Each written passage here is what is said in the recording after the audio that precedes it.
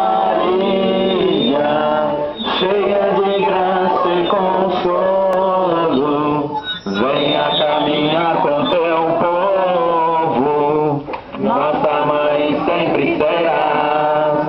Maria, cheia de graça e consolo, venha caminhar com teu povo, nossa mãe sempre será.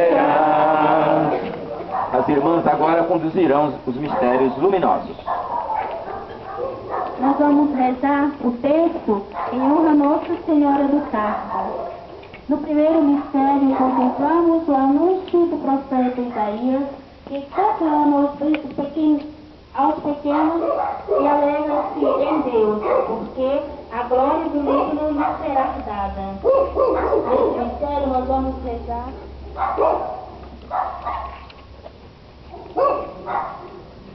Por todos aqueles que passam por tribulações, pelos doentes e pelos sofredores, por todos os pequeninos, assim foi prometido o reino de Deus. Assim que esse